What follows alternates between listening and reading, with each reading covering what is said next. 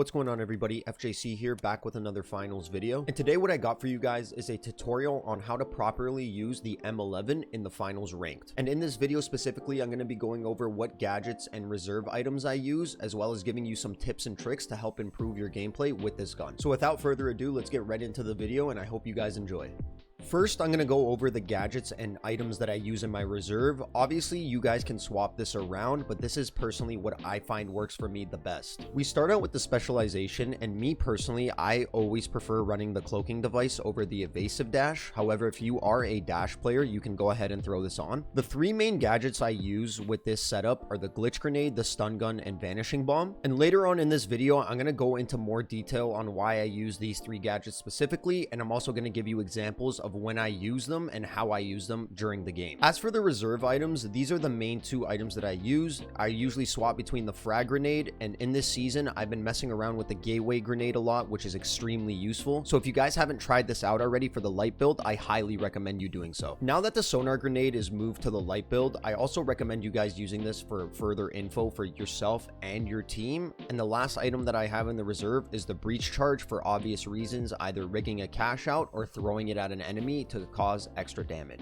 Now, when it comes to the M11 and the light build specifically, you definitely don't want to be the last person in the fight, but you also don't want to be the first person engaging in the fight, and you kind of want to play off your team's info to give you an advantage. As a quick example, if your team comms that there's an enemy team sitting on a cash out waiting for you guys, it probably isn't in your best interest to run in there straight away, as you have the least amount of HP and they're going to wipe you out even with your invis. And to help counter you dying so quickly, you want to really focus on using your gadgets, especially now that the glitch grenade explodes on impact when hitting a dome or a mesh shield. You really don't have to focus on lining up the glitch grenade perfectly so it doesn't bounce off the mesh shield, instead throwing it directly at the heavy. And majority of the time when using the light build or the M11, you really don't want to be 1v1ing a heavy unless he's already hurt, or you land your glitch grenade followed up by your stun gun. These are just a few things I do to help minimize the amount of times I die when using the M11 and light build. So now we're in the practice range, and I want to show you guys a few more tips that may help you when using the M11 in the finals.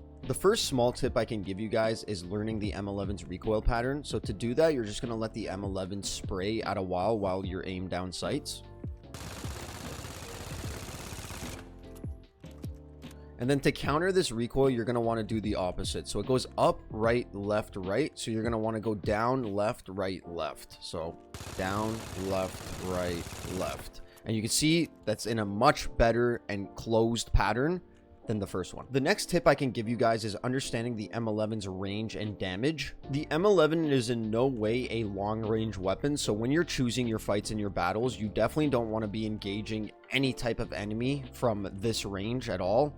It's kind of a bad decision, and majority of the time you're not going to be able to control the recoil properly, or you're going to miss enough shots to where they can aim back at you and kill you instantly. So when engaging in a fight with the M11, the max range I would probably go to is the 20-meter target. These are light characters, so they're going to die relatively quickly, but you could see at 20 meters that you could still take out a target pretty quickly, and you don't necessarily have to only aim for the head. And that's another tip that I'm going to give you guys, is when you're fighting with the M11, you want to be aiming to the upper shoulder head region. This will ultimately maximize the amount of time to kill that you have per enemy, and will allow you to kill your enemies quick enough to where you can escape afterwards. Just to show you a quick example, I'm going to shoot at this target where I'm only shooting in the chest region, and then I'm going to shoot at the target a second time where I'm going to focus on shooting at the head. So the first I'm going to do at the chest region. And you can see even at 10 meters, it still kills them relatively quick. Now, one of the last tips I can personally give you for this setup is the combination of gadgets that you want to use in terms of when to use them. So for example, usually I'll start out with my invis. By this point, I'll see my enemy. I'll run up to my enemy, stun him, and shoot him in the head. And I think this is a key reason on why people don't tend to use the M11. It's because you have to close the distance between you and your enemy to maximize the amount of damage that you output. And especially when going against a heavy build, it's kind of high risk, high reward. Even after the SA-12 nerf, you can still die pretty quickly as a light. So you definitely want to make sure you're moving around the heavy. Even after the stun, he can still shoot at you. So you want to make sure that you're at a good enough distance, probably here, the 10-meter mark, to where he won't do as much damage to you, but you could still maximize the amount of damage you output to the heavy's head. So just as an example, if I wanted to attack a heavy one-on-one, which isn't usually a smart idea, but sometimes you need to make a high risk, high reward play. So for example, if I see the heavy at range and he hasn't seen me yet, I'm going to pop my invis. And if I don't have my invis, this is why I run the vanish bomb, because it allows me to buy a couple of seconds of invisibility before the heavy can see me.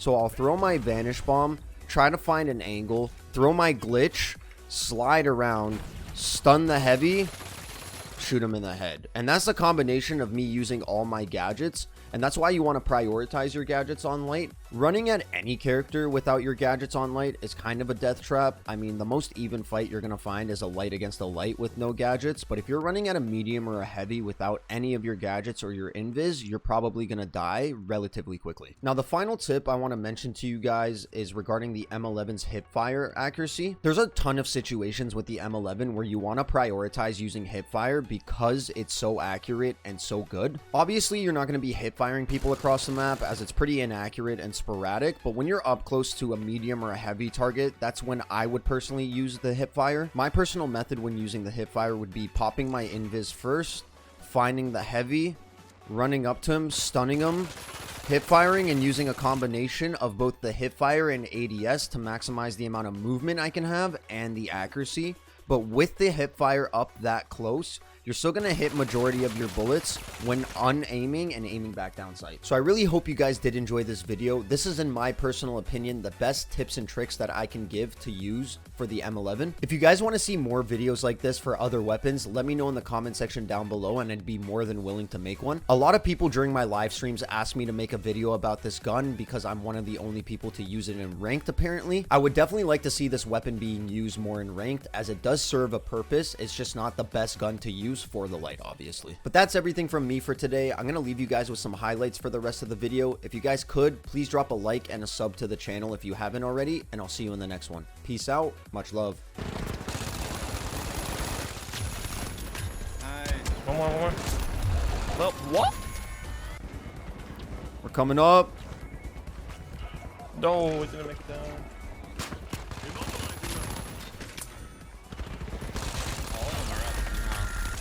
Yeah, they have two mediums being fibbed. Duck, gateway. There's a gateway that Duck used. Here, come here. No, one's 1 HP. I'm gonna take the gateway. He's probably regen right now. It's outside. What? Oh. Yes. Oh no, bro, it didn't let me. Oh, they dematted me. Sick. I got Oh, dematted shit. right into them. Yo, I stunned that guy and he had all headshots on me, by the way, the heavy. I killed one. I killed. There's just a Go, light. go. At least the red dots. Discipline without skill. It's still discipline. Orange is coming to A. I think Well, that's even if the- Orange throws it in, we're fine. I'm gonna And stun if him on Perp his throws way it in, to- we get second. No, because if Pink steals. Fuck. We're fine no matter what, I'm pretty sure. Light ranked equals DC. That's one of those guys. Well, I just murdered him.